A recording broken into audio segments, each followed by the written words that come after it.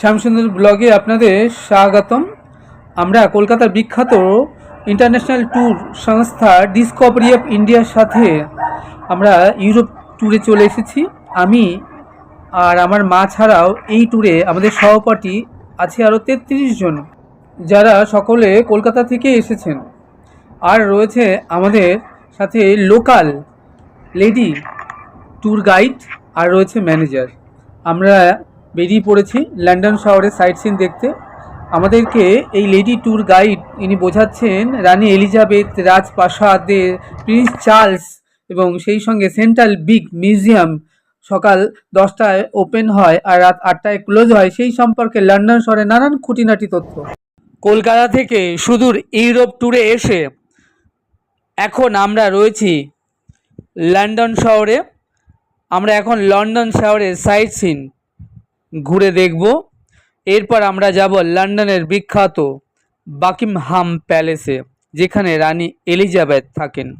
এরপর আমরা যাব লন্ডনের বিখ্যাত সব ট্যুরিস্ট স্পটগুলো দর্শন করতে। তার মধ্যে বিশেষ করে London I, London centre, London আইতে আমরা চড়ব এবং এরপর আমরা যাব ম্যাডাম টুসা অক্স মিউজিয়াম গ্যালারিতে।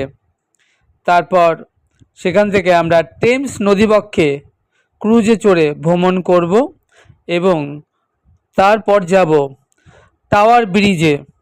এরপর নেক্সট আমরা যাব লন্ডনের বিখ্যাত অক্সফোর্ড ইউনিভার্সিটি দর্শন করতে। এরপর আমরা যাব লন্ডনের বিখ্যাত শেক্সপিয়ার বাসভবন দর্শন করতে। এভাবে আমরা লন্ডন শহরটা 2-3 দিন আমরা লন্ডনে থাকবো এবং ভ্রমণ করব। আপনারা এখন দর্শন করছেন লন্ডন সিটি। আমরা চলেছি সাইট সিনে। আমাদের লন্ডনের লোকাল গাইড ম্যাম গাড়িতে যেতে যেতে আমাদেরকে বাকিংহাম প্যালেস, রানী এলিজাবেথ এবং লন্ডন সম্পর্কে নানান খুঁটিনাটি তথ্য আমাদেরকে জানাচ্ছেন। আমরা লন্ডন শহরে সাইট সিনে বেরিয়ে যা যা দেখব, শ্যামসুন্দর আপনাদেরকেও লন্ডন শহরটা ঘুরিয়ে দেখাবো। আপনারা আমাদের সঙ্গে জুড়ে থাকুন আর ঘরে বসেই দেখতে থাকুন ইউরোপ ট্যুরে লন্ডন শহরের এই ছোট্ট সুন্দর সুন্দর ভিডিওগুলো। আশা করব আপনাদের বেশ ভালো লাগবে। চ্যানেলটি সাবস্ক্রাইব করবেন। আপনারা ভালো থাকবেন, সুস্থ থাকবেন, আনন্দে থাকবেন। তাহলে দেখা হচ্ছে আগামীতে আরও একটি নতুন সুন্দর ভিডিওর সাথে। সেই অবধি আমার সঙ্গে প্রেম সে বলুন Radhe Radhe. In British history. Before this year, that record was with Queen Victoria. Queen Victoria had been on the throne for 63 years. The current Queen, Queen Elizabeth II, is on the throne now for 64 years and counting, because she's still on the throne. So for a very big majority of people in Britain, they have never known another monarch but the Queen. So she's very important. She's a very important player because she was 90 years old. She had a special program on the television where for the first time she didn't give an interview, but she was talking to her son, Prince Charles, about what it is like to be a queen for all these years.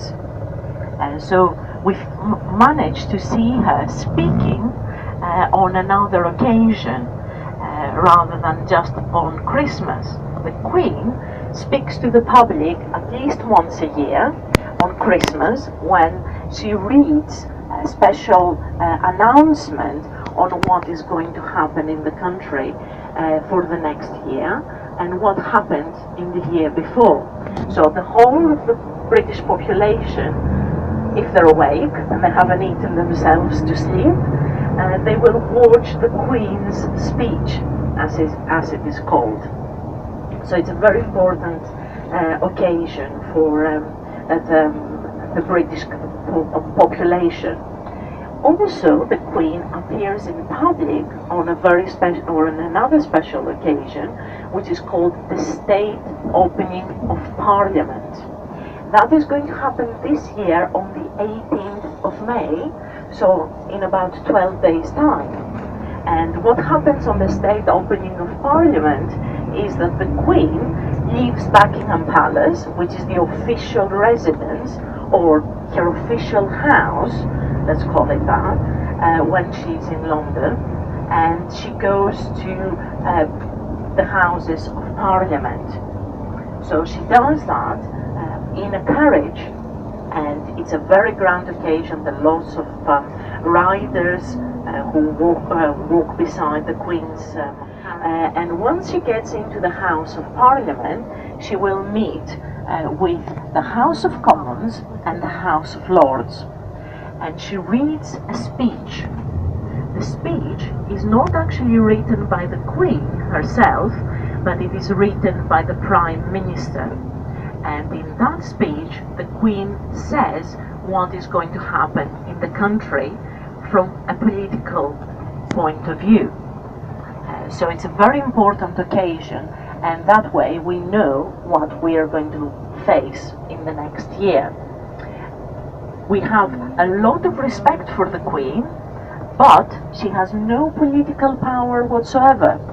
Everybody knows her, everybody recognizes the Queen, but she has no right to intervene to the politics of the country. So she can't say if she thinks a Prime Minister is a good Prime Minister, if he's a bad Prime Minister. She doesn't even vote.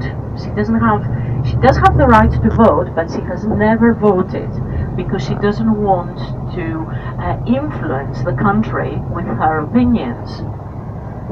And the other interesting thing about the Queen is that she doesn't have a passport. When she's traveling, she doesn't need a passport like you. She travels without one because everybody knows who the Queen is. You will also see her a lot on money. One side of our notes and one side of our coins have the face of the Queen. So she's everywhere. She's also on all our stamps. So if you send you will send the face of the Queen. So you can write on the postcard, this is what the Queen looks like today. So she's a very interesting lady, and she's very fond. She likes a lot animals. She's got lots of dogs, and she remembers the name of every single dog she ever had. Now, if you think that dogs don't live as long as humans do, and she has at least 10-15 dogs at any time, you can imagine how many names she can remember. So she's very good with names, especially if they're dog names. And Prince William once said that if you want to talk to the Queen, you have to find her without the dogs. Because if the dogs are around, she doesn't pay attention to anybody else. She just listens, well, she doesn't listen to what the dogs say because the dogs don't say anything, but she does pay attention to the dogs all the time. And she has two different breeds of dog, two different types of dog. One of them is called corgis, and the other are Labradors. So she has Labradors and corgis. The corgis are very, very cute. They look very much like little foxes, and they're very hairy. And the first ever corgi that she was given to her as a gift from her father. So she thinks that they're very special dogs indeed. But she also very much likes horses. Horses are her great passion. She's a very good rider. She used to ride until very recently in public, but now she only rides in private because she's quite an elderly lady and she doesn't want people to see her on top of a horse. But when she goes on holiday, she has a special palace in Scotland which is called Balmoral, and that's her holiday house, and that's where she goes and does all the riding. So a lot of information about the Queen there, but she's very, very much respected. She has 65% approval from the British public, And guess who has even more approval than the Queen? It's Prince George, isn't it? Everybody loves a little baby. Prince George is the son of Prince William. So he's the Queen's great-grandson. And she has several great-grandchildren. Actually, she has 9 great-grandchildren. She's a very lucky lady to have lived all these years and have such an interesting life. And she has seen everything from Britain being the greatest empire to Britain being just a little country on an island off the coast of Europe. So many changes in her life. And now we're just coming to this area that we were talking about earlier, which is called Kensington and Chelsea. And this is a very expensive area. Most of the people who live here are millionaires. They have to be, because houses are and they have, this is an important place because it has very good schools. If you look to your right hand side in front of the Metro Bank, you can see a school doing a visit. They wear uniforms and you can see all the children going inside the bank. You will see lots of school children in the streets of London because they go out with their schools on educational trips. They go to big museums, they learn how to use the underground, which is very important. And the underground is the way that most people use to travel around London. As you can see, traffic is quite bad, so London Underground. And actually, Prince Charles was taking part in the celebrations for the London Underground, and for the first time he used the London Underground. He travelled a single journey. We don't really know what Prince Charles was talking about, but you know, if you're a prince, you have special privileges. So now we're coming to 2 very big museums in central London, and we're going to see them very shortly on our left-hand side. The first museum that we're going to see is called the Natural History Museum, and it's a great museum about dinosaurs, dead animals, fossils, all sorts of things that describe the natural world. It's one of the big museums, and very often you will see schools going inside the museum to do their lessons. And the interesting thing is that all big museums in central London tend to be open to the public for long hours. So today, being a Friday, the museum closes at 8 o'clock in the evening. It opens at 10 o'clock in the morning and closes at 8 o'clock in the evening. And in the summers, when the schools are not working, school children have the right to come here for the weekend and have a sleepover. So they can sleep inside the museum with their parents, which they think is great fun. The parents don't have to sleep on the floor, but you know, they do it for the children. What can you do? We all do things like that for our children. And it's one of the big museums. When you see it, it will look like a church, a very big cathedral, but it is not. It's a museum. And it was the husband of Queen Victoria, Prince Albert, who managed to get the money to build this very big museum. And he managed to do that by having a very big exhibition called the Great Exhibition in 1851. And one of the exhibits of this great exhibition was the Kohinoor. I'm sure you all know about that. And look to your left-hand side now, and this is the museum that I was talking about. This is the Natural History Museum. You can see all the school children getting ready to go inside. They've just opened, and you can see how long the queues are, people waiting to go inside the museum. Much busier than this. It's a really busy museum. So yes, I was saying that in 1851, for the great exhibition, one of the special exhibits was the Kohinoor, famous mechanical device that shows a tiger biting on the neck a British soldier. So it's quite interesting to have such an object in a very British museum.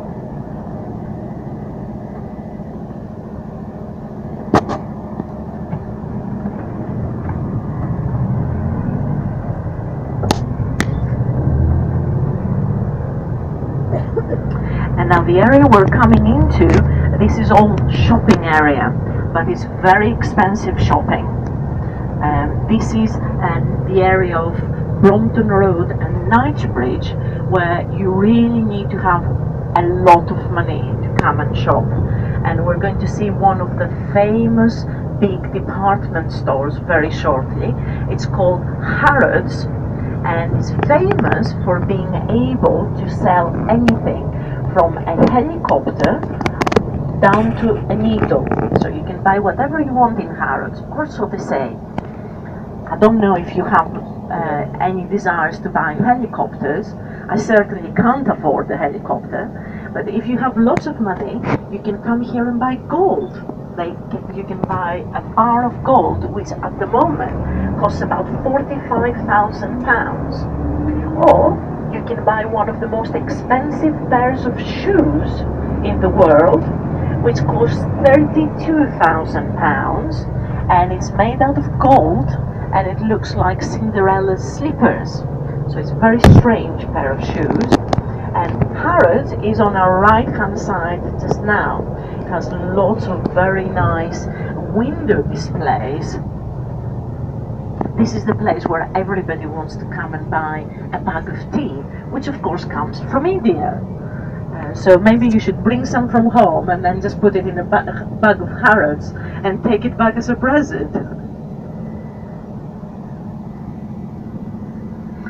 Harrods even has a special, that's what the department store is. It's a collection of lots of different shops for animals. So if you have a very spoiled dog or cat in your house as a pet, you can come to Harrods and buy special food for them. They have muffins, which are special for dogs with liver taste, and for cats they taste like fish. And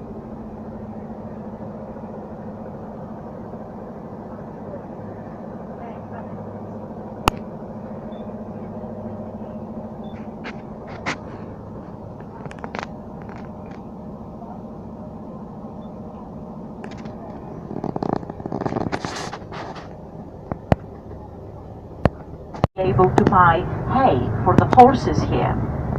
Until the beginning of the 20th century, London had 1.5 million horses. So you can imagine how much hay you needed to buy for that. But today, most people come here for the two big theatres, Her Majesty's Theatre and King's Theatre, just here on the left and right hand side.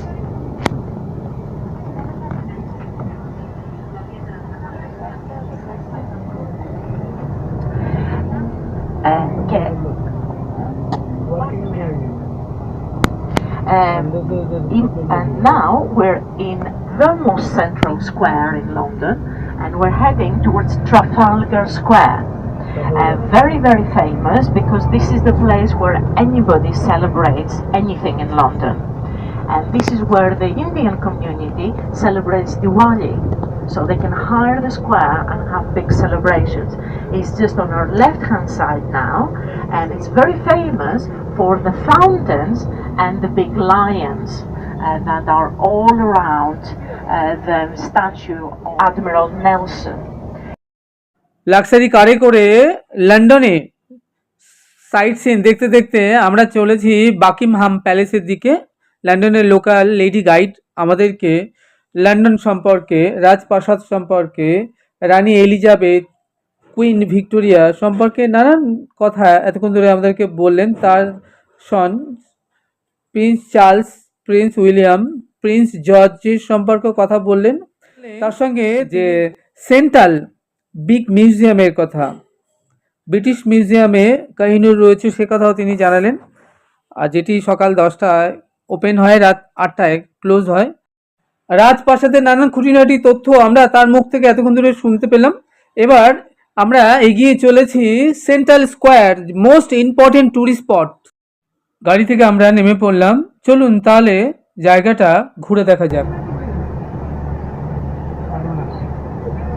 15 minutes, it's enough time, enough time, 40 minutes, enough time, 5 minutes. না না না, তোর অন্যগুলো বাদ দিয়ে অন্যটা miss হয়ে যাবে। ওটা আগে করতে করতে আবার এটা কি বলে নি না, 15 মিনিট enough time। এখান থেকে 2 মিনিট আর কি আছে? কি বলবে? না না না না না, জাস্ট উপরে ক্রসিং এ পড়ে।